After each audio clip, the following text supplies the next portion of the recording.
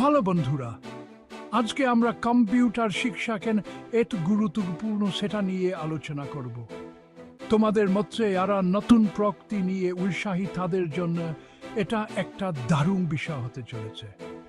Computer তো আমাদের জীবনেরই একটা অংশ হয়ে গেছে। ভাবতে পারো, ছোট্ট এই যন্ত্রটি কত কিছুই না পারে। তাকে জোগাড় করা, সেগুলো ঠিকঠাক সাজিয়ে রাখা, এমনকি ফলাফলও বের করে দিতে পারে। কিন্তু কিভাবে?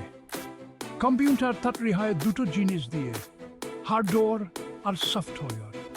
হার্ডওয়্যার মানে হলো কম্পিউটারের বাইরের অংশ, যেমন মনিটর, কিবোর্ড, মাউস, প্রসেসর। আর সফটওয়্যার হলো ভিতরের ব্যাপার, এই প্রোগ্রামগুলো কম্পিউটারকে কাজ করতে বলে। তাহলে কম্পিউটার শেখার গুরুত্ব কতটা? এক কথায় বলতে গেলে অনেক। কম্পিউটার জানা থাকলে তোমরা খুব দ্রুত ইন্টারনেটে তথ্য খুঁজে বের করতে পারবে, অনলাইনে কোর্স করতে পারবে, এমনকি শেখার জন্য বিশেষ সফটওয়্যারও ব্যবহার করতে পারবে। ঘরে বসে পড়াশোনা করা তো হাতের মুঠোয়।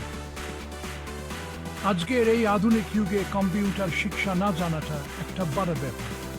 কম্পিউটার জানলে তোমরা অনেক দক্ষতা শিখতে পারবে, আর তোমাদের ভবিষ্যতের জন্য খুবই কাজে লাগবে। তাহলে আর দেরি কেন? আসো, কম্পিউটারের গুরুত্ব বুঝে সঠিকভাবে ব্যবহার করা শিখি এবং অনুশীলন করি।